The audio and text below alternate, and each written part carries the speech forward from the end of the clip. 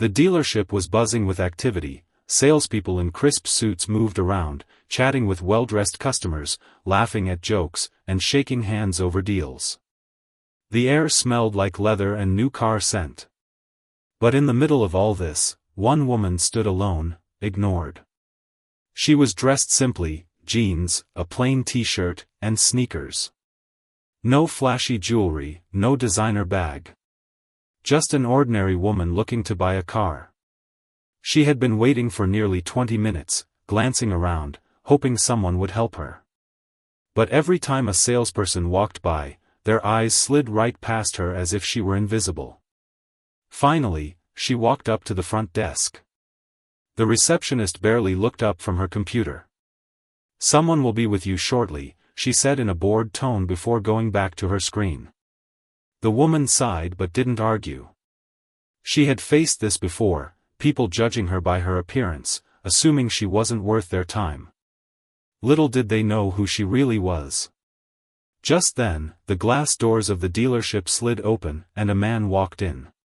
Tall, confident, dressed in a sharp but understated suit. His presence immediately drew attention. The salespeople perked up, their eyes locking onto him like magnets. One of them, a slick-haired salesman, practically sprinted toward him. "Good afternoon, sir. Welcome to Elite Motors. How can I assist you today?" he said, oozing charm. The man didn't answer right away.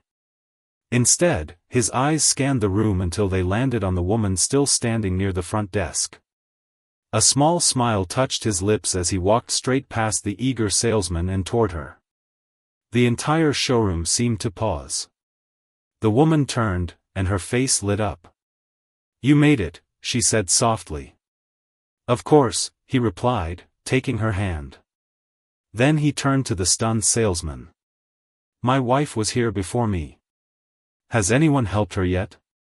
The salesman's face went pale. We were just." The woman's husband didn't raise his voice, but his tone was ice cold. "So, no one attended to her?" Silence. Without another word, the man reached into his pocket and pulled out a sleek black card, the kind only the wealthiest people in the world carried. The salesman's eyes nearly popped out of his head. The woman, still calm, finally spoke. "I just wanted to test drive the new sedan. But since no one here seems interested in helping me, maybe we should take our business elsewhere."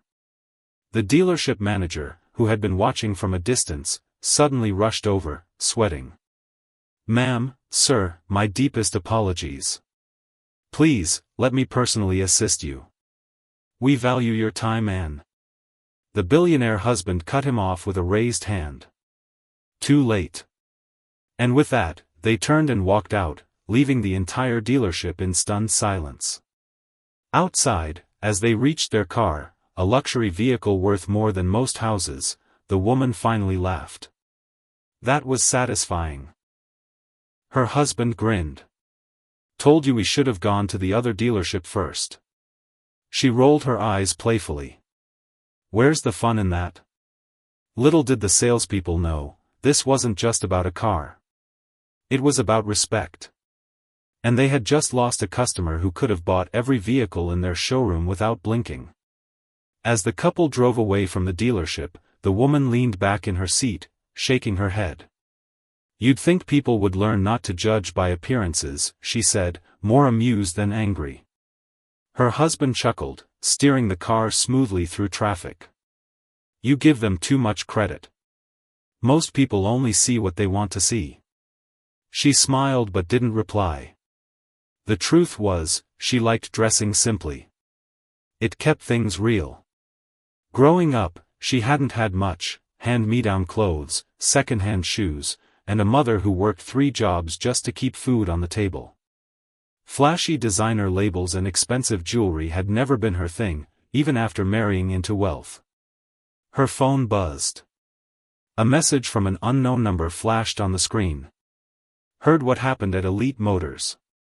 Come to Grand Autos instead. We'll treat you right."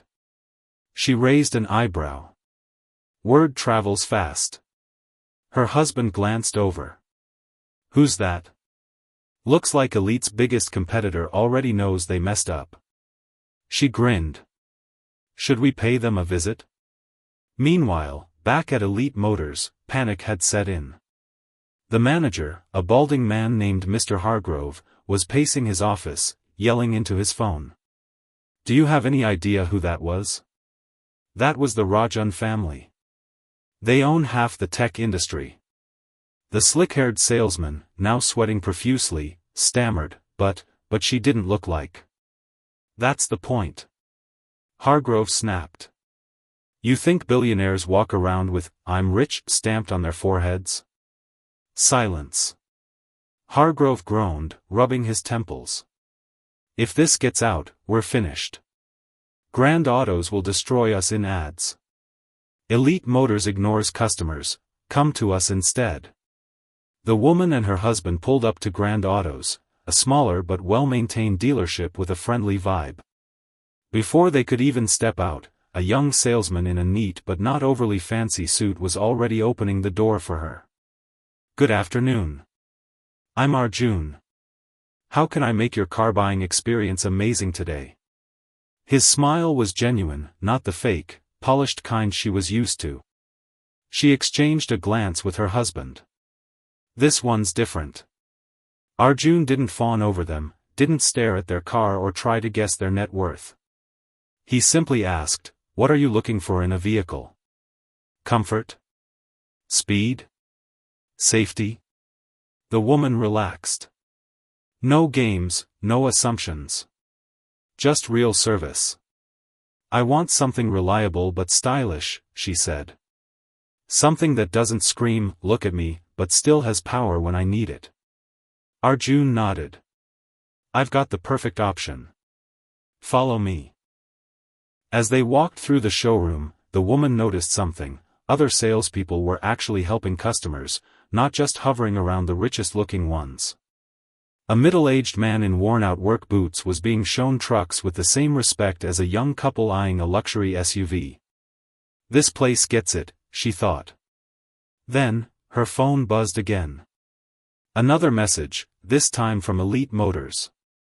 Mrs. Rajan, we sincerely apologize for today's oversight.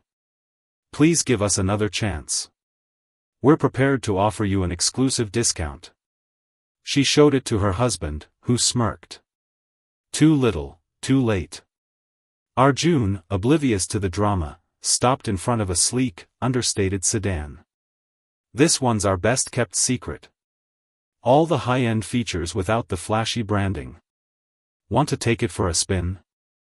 The woman ran her hand over the hood. It was perfect. As they got into the car for the test drive, she caught sight of a familiar face through the window, Mr. Hargrove from Elite Motors, standing in the parking lot, watching them with a mix of regret and desperation. She smiled to herself. Karma was sweet. The test drive was smooth, just like Arjun had promised. The sedan handled beautifully, quiet but powerful, exactly the kind of car the woman loved. No unnecessary frills, just quality. As they pulled back into the dealership lot, her husband nodded in approval. This might be the one. Arjun smiled. Glad you like it. I can go over financing options, or if you'd prefer to. No need for financing, the woman said casually. We'll take it. Arjun blinked. Just like that? Just like that. For the first time, a flicker of surprise crossed Arjun's face. Most customers haggled, debated, second-guessed. But this woman didn't even ask for a discount. Then, as they walked back inside to finalize the paperwork, something unexpected happened. Arjun hesitated, then said, "Ma'am, I have to be honest, I recognized you the moment you walked in. Not because of your husband, but because of you." The woman froze. That was rare. People usually only saw her as the billionaire's wife. You're the founder of Bright Future, right? The charity that builds schools in rural areas? Now it was her turn to be surprised. You know about that? Arjun's usual professional demeanor softened. My little sister goes to one of those schools. Our village didn't have a proper one before. She wouldn't be getting an education if it wasn't for you." The woman's chest tightened. This was why she stayed humble. Moments like this, real, human connections, mattered more than any luxury ever could. Her husband, watching silently, gave her hand a proud squeeze. Meanwhile, outside Grand Autos, Mr. Hargrove from Elite Motors was still lurking, his phone pressed to his ear. "Sir, they're buying the car right now," he hissed to whoever was on the other end. "We need to fix this." A pause. Then his face went pale. "You want me to do what?" Back inside, Arjun was printing the final documents when the woman's phone rang. Unknown number again. She answered. "Mrs. Rajan," a smooth voice said. "This is Mr. Dugal, owner of Elite Motors. I wanted to personally apologize for today's unfortunate incident." She stayed silent, waiting. "We'd like to make it up to you. How about this? The car you were interested in, we'll give it to you. Free of charge. No strings attached." Her eyebrows shot up. "That had to be at least $100,000. "That's a generous offer," she said carefully. "But why?" A nervous laugh. "Let's just say, good customer service is priceless. And we'd hate for this misunderstanding to damage our reputation." "Ah. So that's it. Fear, not kindness." She looked over at Arjun, who was carefully explaining the warranty details to her husband with patience she'd never seen at Elite Motors. Then she made her decision. "Mr. Dugal," she said calmly, "if you really want to make it up to me, don't give me a free car. Give your employees better training. Teach them to treat every customer with respect, not just the ones holding black cards." Dead silence on the other end. She continued, "Oh, and one more thing, don't bother sending your manager to spy on us at Grand Autos. It's unbecoming." With that, she hung up. As she signed the final papers, Arjun suddenly said, "Wait." He disappeared into the back office, then returned holding 2 keys instead of 1. "My boss just approved something. We're throwing in a 5-year free service package. Oil changes, maintenance, everything." The woman opened her mouth to protest, but Arjun shook his head. "No arguments. Consider it a thank you for what you did for my sister." For the first time that day, the woman felt emotion sting her eyes. This wasn't about money. It was about people. As they drove off in their new car, her husband glanced at her. "Still think dressing ordinary is worth the hassle?" She smiled. "Every single time." The next morning, the woman sipped her coffee while scrolling through her phone, and nearly choked. A video of her walking out of Elite Motors had gone viral. Someone had filmed the entire scene, the ignored wait, the husband's arrival, the stunned faces when the black card appeared. The caption read, "Billionaire's wife humbles arrogant dealership." Guess who's trending? Comments flooded in by the thousands. "This is why you treat every customer well." That manager's face when he realized he messed up, priceless. Grand Autos just got the best free advertising ever. Her husband peeked over her shoulder. "Well, there goes our quiet life." She groaned. "I didn't want this to blow up. I just wanted a car without being treated like I didn't belong." Before he could respond, her phone rang. Unknown number, again. She answered warily. "Hello? Mrs. Rajan?" A woman's voice, crisp and professional. "I'm Priya from Business Today. We'd love to interview you about the dealership incident and your work with Bright Future. Your story is inspiring millions." The woman hesitated. She hated media attention. But then she thought of Arjun's sister, of all the other villages needing schools. Maybe this spotlight could help. "Send me the details," she said finally. "But I set the terms." At Grand Autos, Arjun arrived to find his co-workers clapping. The owner, Mr. Kapoor, stood beaming in the showroom. Arjun, do you know what you've done? Our website crashed from all the traffic. We've had 50 calls since yesterday, people saying they'll only buy from us now. Arjun shifted uncomfortably. Sir, I just treated her like any other customer. Exactly. Mr. Kapoor slapped his back. Which is why, effective immediately, you're our new assistant sales manager.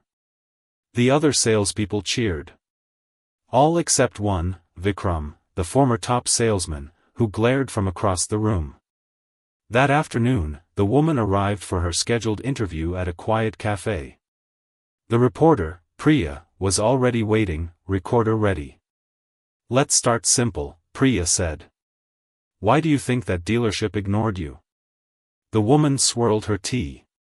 Because I didn't fit their idea of money.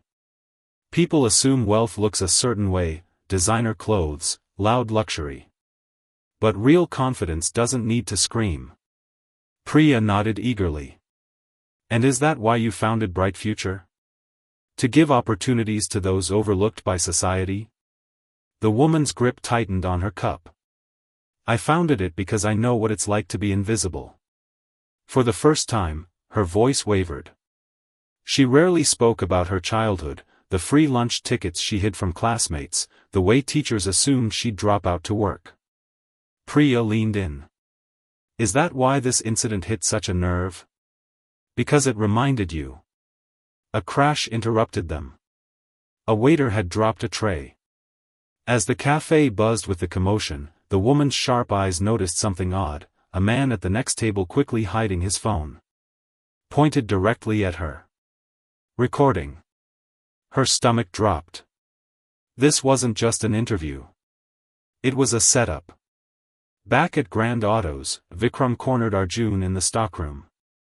Think you're so special now? Vikram sneered. I did some digging.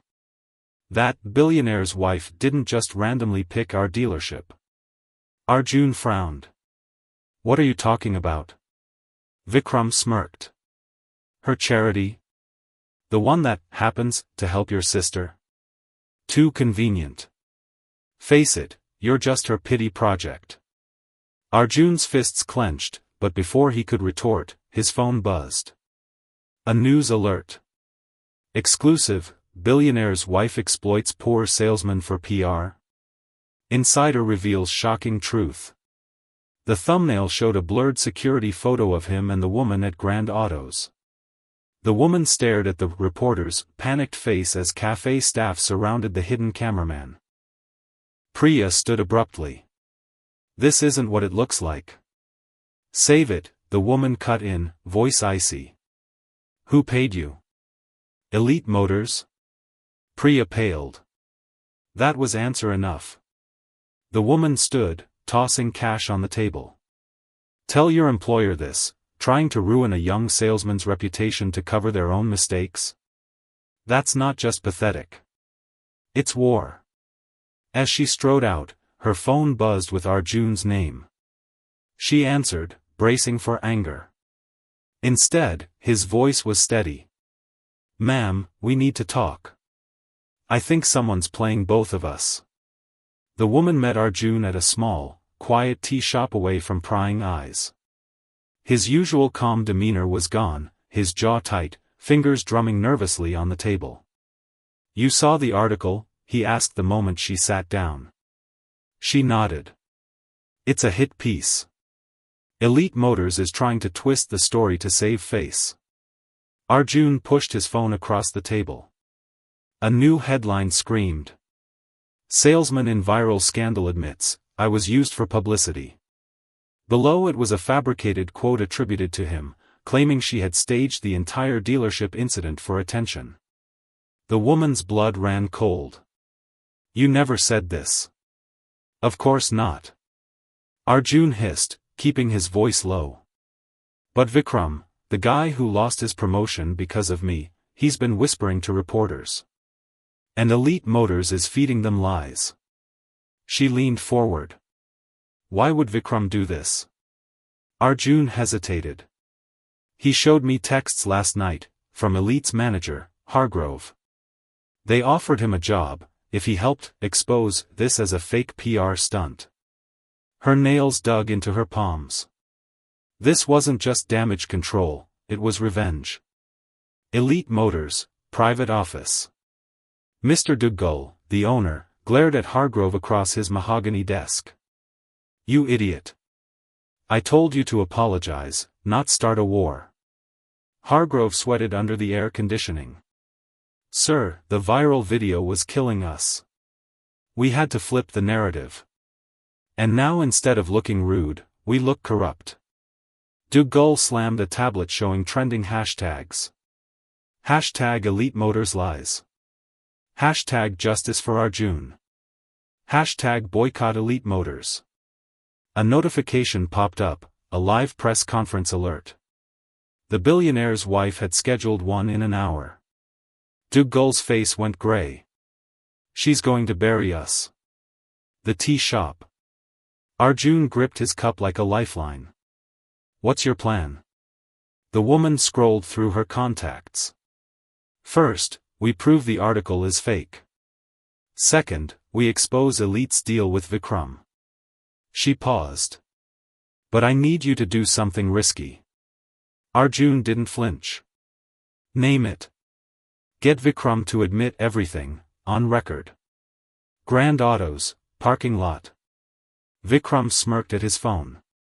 Elite Motors had just transferred a good faith payment to his account. Stupid Arjun, he muttered.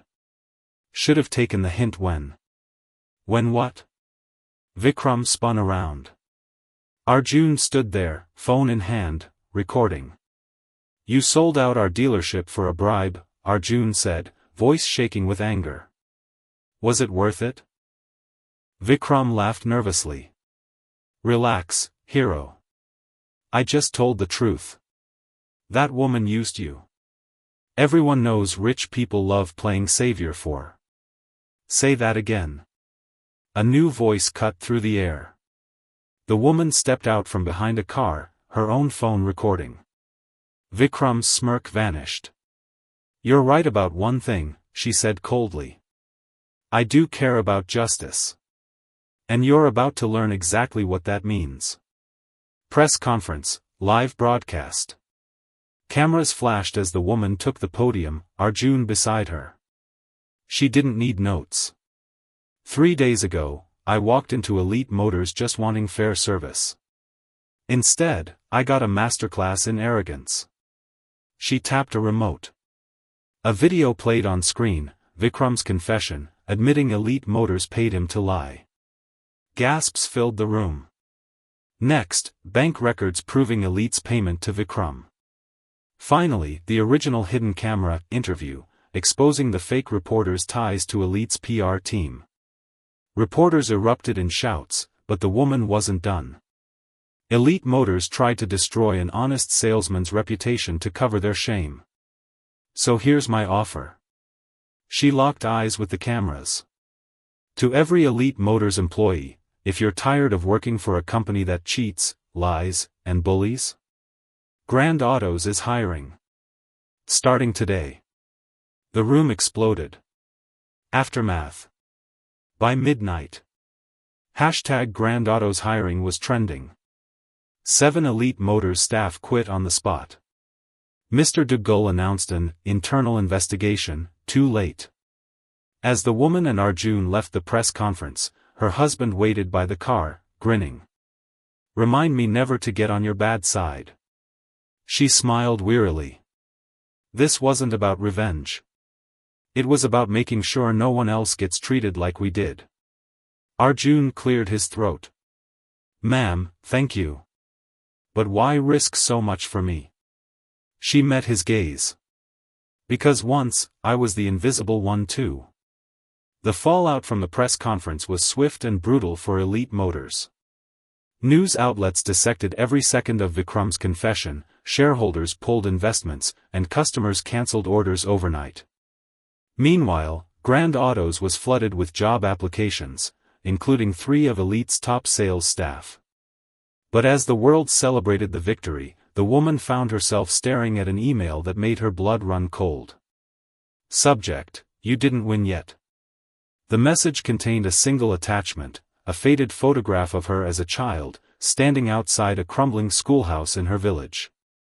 The caption beneath it read, "Funny how the champion of the poor forgets where she came from. Let's see how the world reacts when they learn the real story." Her hands trembled. Only one person knew about that photo, the one person she'd hoped never to hear from again. Flashback, 20 years earlier. Monsoon rain hammered the tin roof of the tiny classroom as young woman's name huddled over her notebook, carefully copying letters to save pencil lead. The teacher, a tired but kind woman named Mrs. Nair, patted her shoulder. "You're the brightest in this school," Mrs. Nair whispered. "Never let them convince you otherwise." But outside, the village landlord's son, Rohan, sneered through the broken window. "Wasting time, beggar girl. Your mother needs you at the factory." Even at 9 years old, she stood her ground. "I have a right to learn." Rohan smirked. Not for long. The next week, Mrs. Nair was transferred to another district, and the school mysteriously burned down. Present day. Her husband frowned as she showed him the email. "Who sent this?" "Rohan Malhotra," she whispered. "His family owned half my village. They made sure kids like me stayed uneducated, cheap labor for their factories." A quick search revealed Rohan was now a failing businessman, last seen begging investors for his crumbling education tech startup. Her husband's eyes darkened. "He's trying to blackmail you?" "Worse." She zoomed in on the photo's edge, where a younger Rohan lurked in the background. "He's going to spin it like I betrayed my roots. That I abandoned my village after getting rich." Her phone buzzed. A notification from a major news outlet. Upcoming exposé, the dark truth behind a billionaire philanthropist's rise. Grand Autos, midnight meeting. Arjun arrived to find the woman pacing, the photo displayed on a tablet. "You knew," she said quietly. "About my past.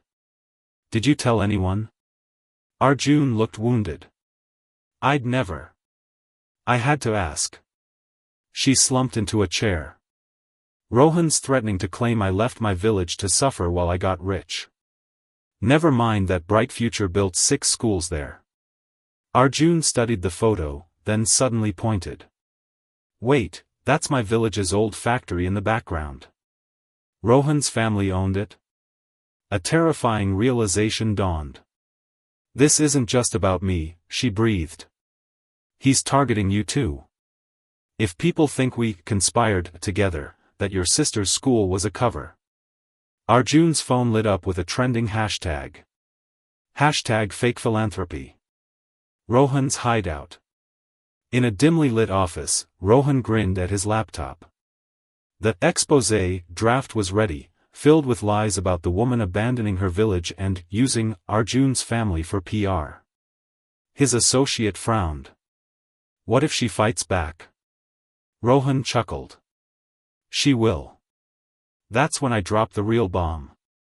He tapped another file, a doctored video of Arjun admitting he was paid to lie. "By tomorrow, no one will believe a word either of them says." The woman's move. At 3 a.m., the woman and Arjun pored over records in her home office.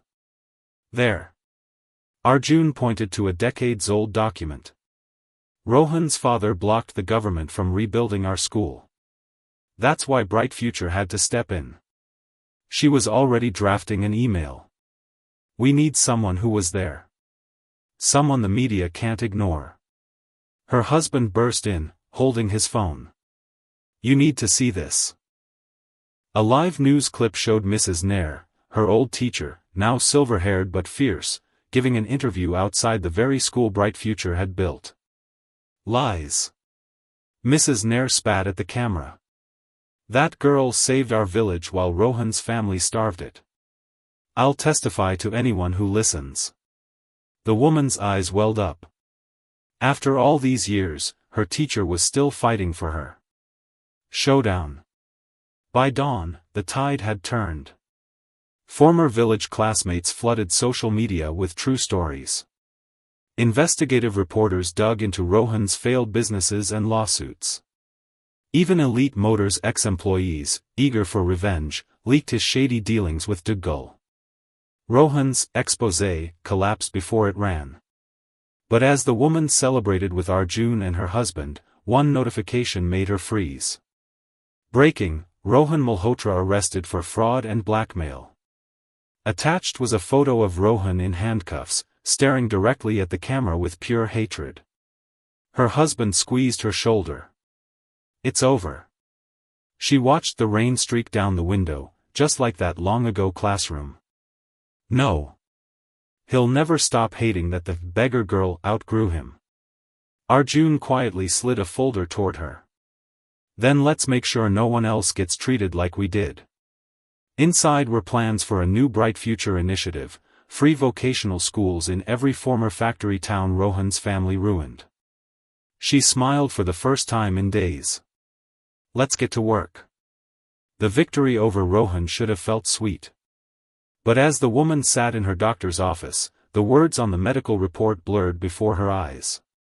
Early-stage neurological symptoms, require further testing. She folded the paper sharply, shoving it into her bag.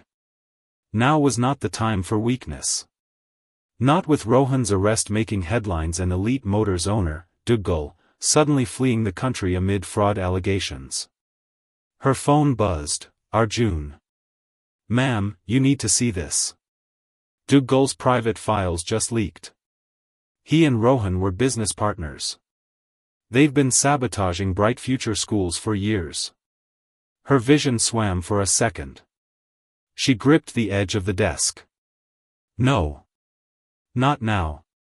The hidden connection. Arjun waited in her office, laptop open.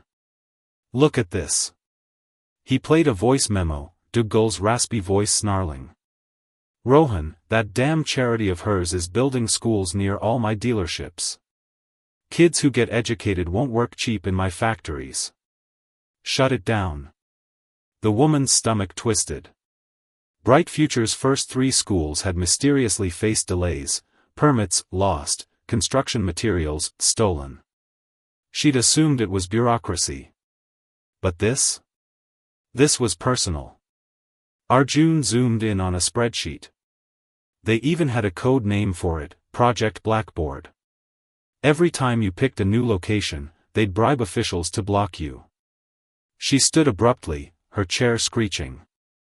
And Rohan helped because educated workers demand fair wages. Arjun's voice turned grim. His factories relied on desperation. A knock interrupted them. Her husband entered, holding a news tablet. You need to see this. The headline screamed. Elite Motors scandal deepens, missing owner linked to human trafficking? The dark truth. Interpol had raided Dougal's private jet before takeoff. Hidden compartments held not just gold bars, but fake passports and employment contracts for dozens of undocumented workers. His factories weren't just sweatshops. They were prisons. The woman's hands shook.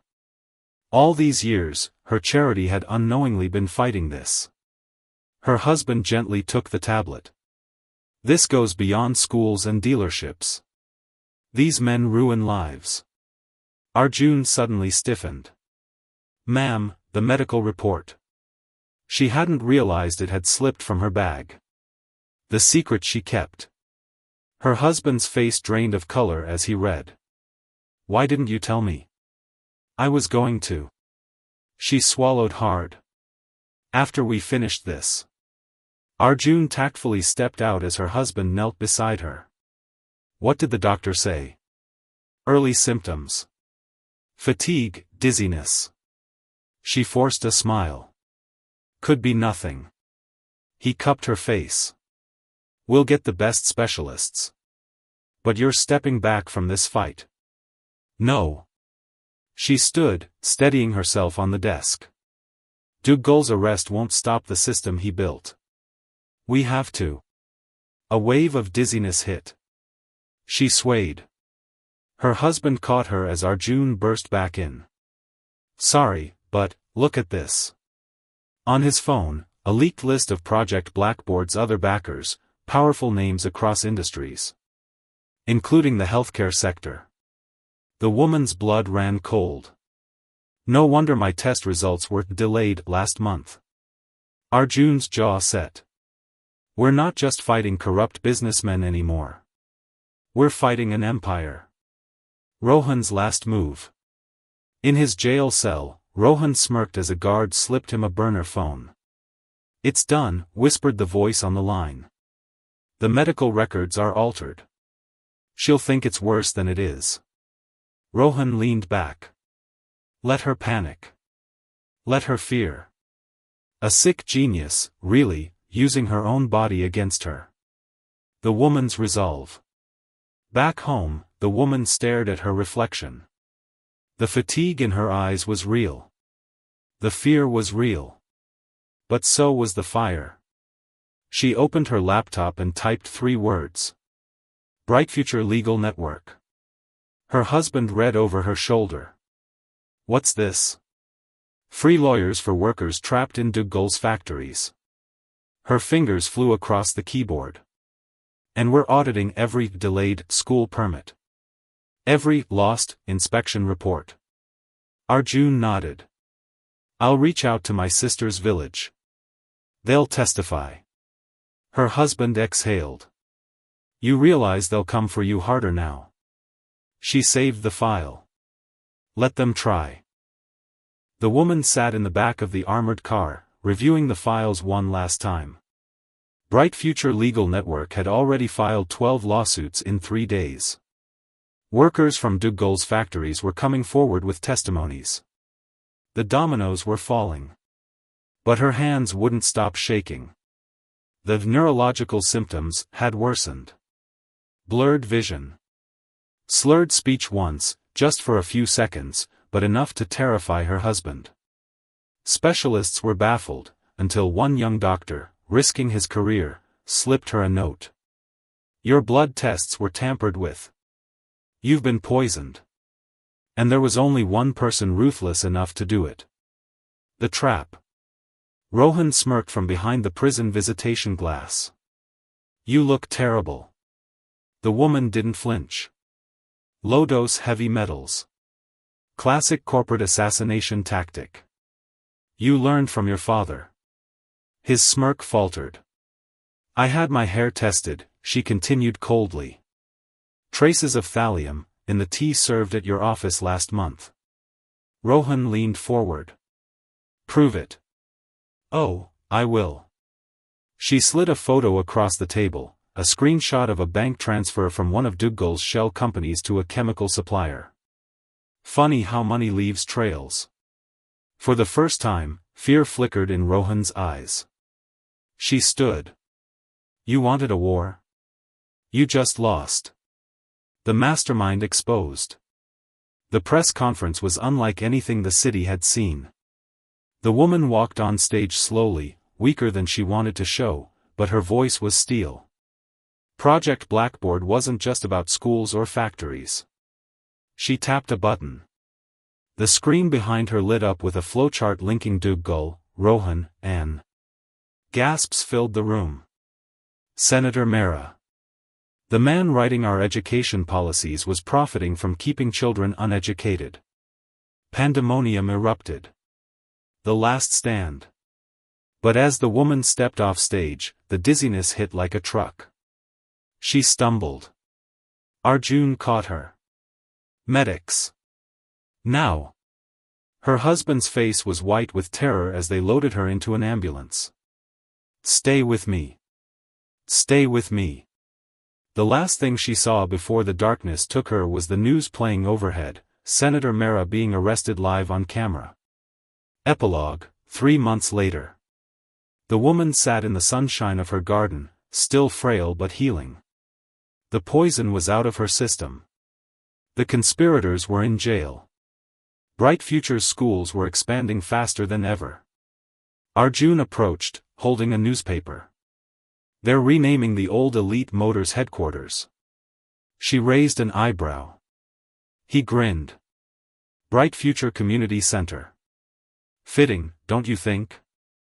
Her husband squeezed her hand as laughter floated in from the nearby street, children from the first Bright Future school, now grown, leading a protest for fair wages at the last of de Gaulle's factories. The woman smiled. The fight wasn't over. But for today? It was enough.